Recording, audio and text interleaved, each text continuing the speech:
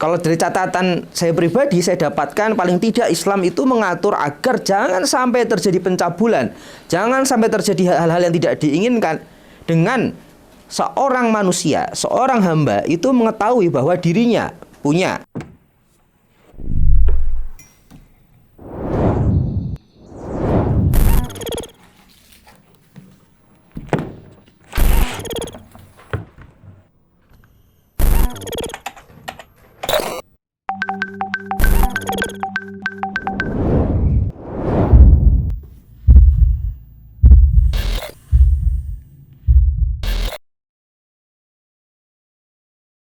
Assalamualaikum warahmatullahi wabarakatuh. Waalaikumsalam. Waalaikumsalam warahmatullahi. Hamdan wa syukranillah, amma ba'd. Pemirsa El Kalam yang mudah-mudahan dirahmati Allah Subhanahu wa taala. Hadir pertanyaan di majelis kami El Kalam. Bagaimana upaya yang tepat menurut pandangan Islam untuk mencegah terjadinya kasus pencabulan atau pelecehan, khususnya anak-anak remaja dan anak kecil yang akibatnya menyebabkan trauma yang berat? Kita patut banyak-banyak beristighfar, minta perlindungan kepada Allah dari perilaku yang sangat keji ini ya. Kalau perzinahan itu terjadinya suka sama suka, ya kalau ini dengan paksaan yang tentu saja untuk korban akan begitu beratnya. Nauzubillahi min dzalik, tsumma nauzubillahi min dzalik. Nah, agama kita, agama Islam itu sebetulnya begitu sempurna ya. Sisi-sisi kemanusiaan, sisi-sisi keamanan seperti ini sudah dicakup oleh agama kita ya. Yaitu dengan konsep yang mungkin sekarang orang meremehkan. Konsep apa? Tidak lain dan tidak bukan adalah konsep aurat. Nah, jamaah al-kalam rahimakumullah, kalau kita artikan aurat ini hanya menutup sebagian anggota tubuh, ini salah ya. Pertama, aurat itu adalah bagian tubuh manakah dari seseorang yang boleh dilihat oleh orang lain ya. Jangankan perempuan, laki-laki juga ada. Yang pertama, maka kita tanamkan pada anak-anak kita, pada keluarga kita, pendidikan ini harus muncul dari awal, dari ya kecil ya. Laki-laki auratnya sekian sampai sekian ya. Ada aurat ya yang memang tidak boleh dilihat oleh siapapun ya kan ya. Ya, bahkan untuk laki-laki sendiri yaitu ya kubul dan dubur. Untuk perempuan auratnya lebih banyak lagi. Kalau di luar ada laki-laki asing ya, maka auratnya seperti ini. Kalau hanya dengan perempuan saja ya, auratnya seperti ini. Kalau ada laki-laki non asing ya, laki-laki mahram, maka auratnya berbeda dengan aurat sesama perempuan, ya kan? Ajari mereka satu ya, yaitu bahwa tubuh masing-masing mereka itu ya ada harga diri yang harus dijaga. Ya. Bahkan tadi untuk perempuan itu pertama dari yang paling luar, untuk ke halayak itu apa yang boleh terlihat. Untuk ke internal keluarga yang dimana ada laki-laki itu apa yang boleh terlihat.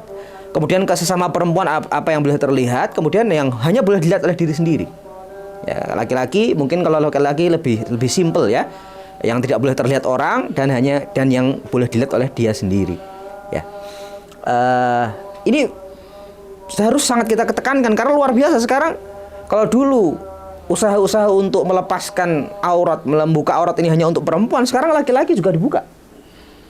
Ya, betapa banyak sekarang tren memakai pakaian, memakai celana di atas lutut untuk laki-laki.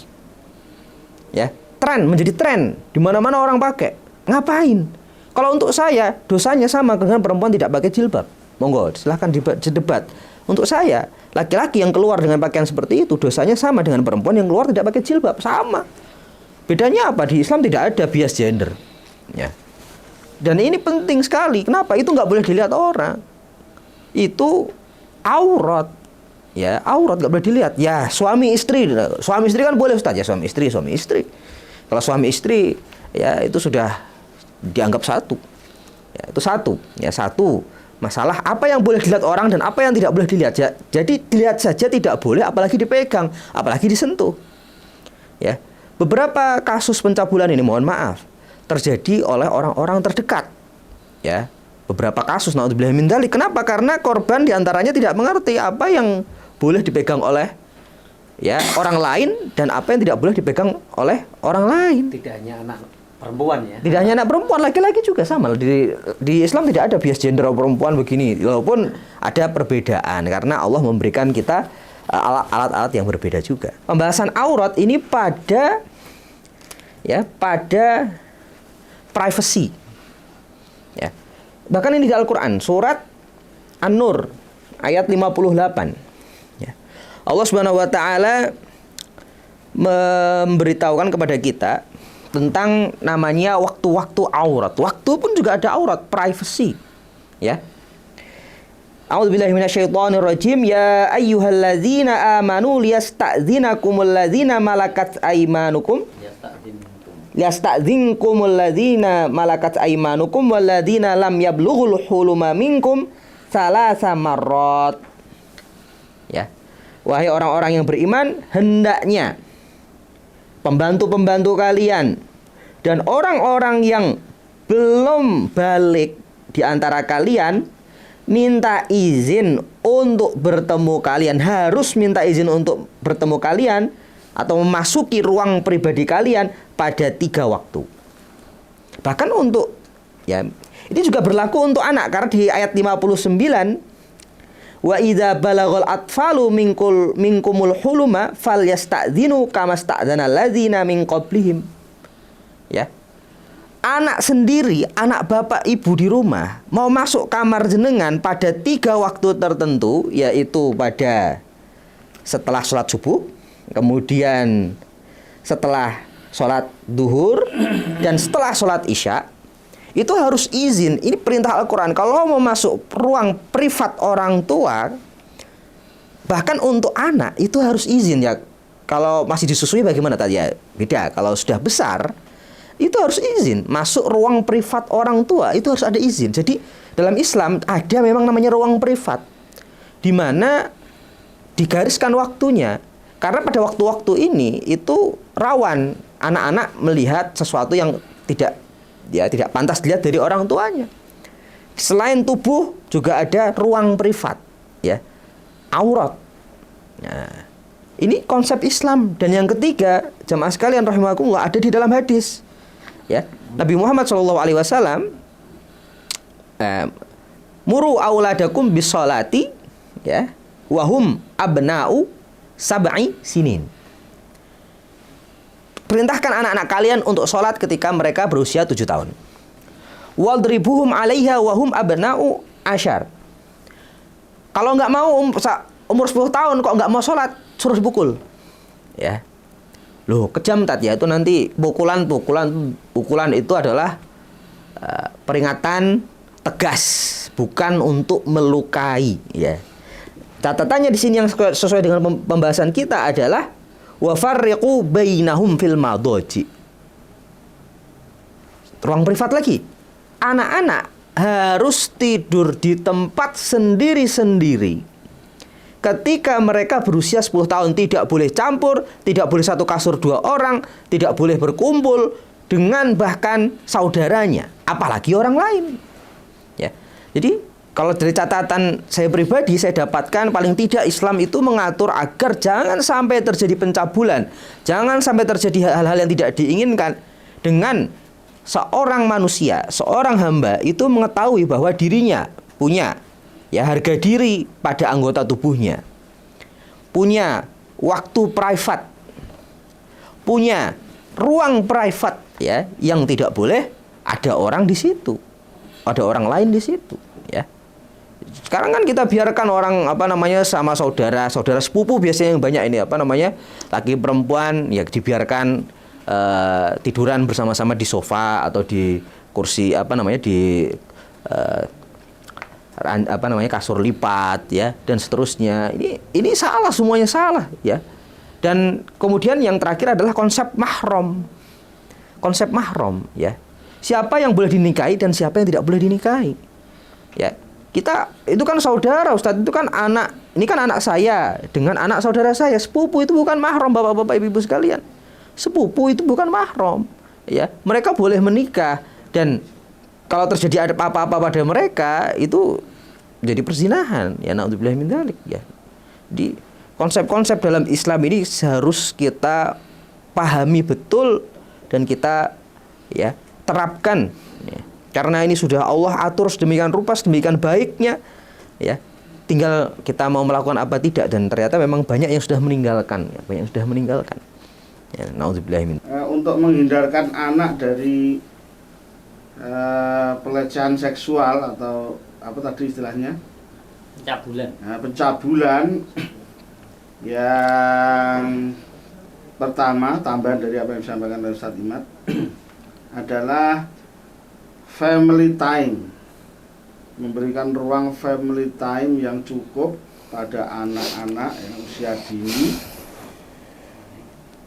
Untuk apa? Ini adalah sebagai deteksi dini, agar anak mau terbuka, mau menceritakan apa saja yang dia alami sebagai deteksi dini. Kan pelecehan seksual itu kan tidak terjadi langsung gitu kan, tapi biasanya berproses. Awalnya main bersama, kemudian tadi saling pegang dan seterusnya. Biar orang tua memiliki deteksi dini terhadap bahaya yang mengancam anaknya.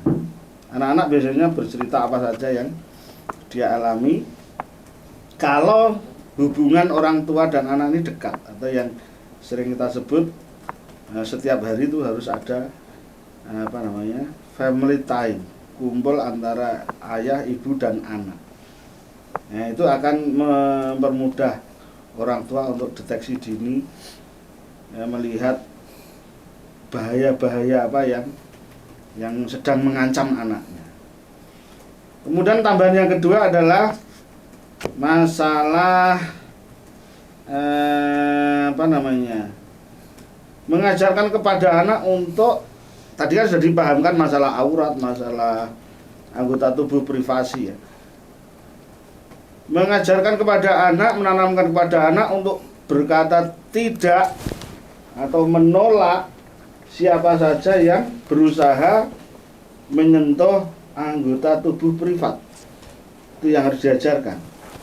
Sehingga tidak boleh ada orang lain selain ibu bapak yang misalnya menyentuh dada mereka atau perut mereka, atau ya aurat-aurat tadi ya, anggota-anggota tubuh privat ya.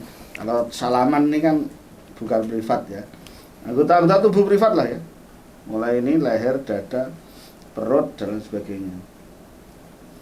Anak harus diajari spontan untuk menolak atau berkata tidak, atau sekedar berteriak, keberanian untuk berteriak apabila ada siapapun di luar orang tua yang berusaha memegang anggota tubuh privat tersebut. Ini perlu ditanamkan karena kebanyakan anak-anak itu dalam tekanan ya, biasanya nggak berani untuk sekedar berteriak. Dan dipahamkan sekedar berteriak aja sudah menolong dia, karena orang di sekitar dia akan tertarik. Itu harus dipahamkan pada anak. Kemudian yang terakhir adalah mengarahkan permainan mereka atau mencegah mereka berada dalam waktu yang cukup di tempat-tempat yang sepi atau di tempat-tempat yang kosong yang memungkinkan terjadinya pelecehan seksual. Jadi mengarahkan anak bermain di keramaian. Jadi ini bahaya bagi anak-anak yang pemurung atau yang suka bermain di tempat-tempat yang sepi. Ini bahaya sekali. Ya, anak-anak itu harus didorong sedemikian rupa untuk bermain apa saja di tempat-tempat keramaian. Baik, pemirsa Al-Kalam, solusi terbaik dalam rangka menjaga anak-anak kita agar tidak menjadi korban pelecehan atau pencabulan. Yang pertama tadi, perhatikan, tanamkan ilmu kepada anak tentang aurat sejak dini. Kadang memang orang tua itu tidak terlalu perhatian, masih kecil kok, kelihatan nggak apa-apa masih kecil. Kadang seperti itu salah. Tapi justru mulai dari kecil pahamkan tentang aurat, batasan-batasan aurat, private-nya aurat. Bahkan tadi ketika umur 10 tahun pun diperintah untuk tidur sendiri-sendiri. Kemudian yang kedua, pahamkan juga kepada anak tentang mahram, sehingga anak nanti bisa bagaimana mengasyarah dan bergaul kepada lawan jenisnya atau sejenisnya mungkin, tapi dengan batasan-batasan tertentu. Itu yang kedua. Kemudian yang ketiga, ada family time untuk mendeteksi dini kepada anak-anak, kumpul keluarga, saling cerita dan lain sebagainya. Kemudian yang keempat, ajarkan kepada anak untuk mengatakan tidak bila ada oknum atau orang yang menyentuh bagian-bagian tubuh tertentu. Kemudian yang kelima, mengarahkan kepada anak untuk bermain di tempat yang ramai, tentunya yang mudah dipantau.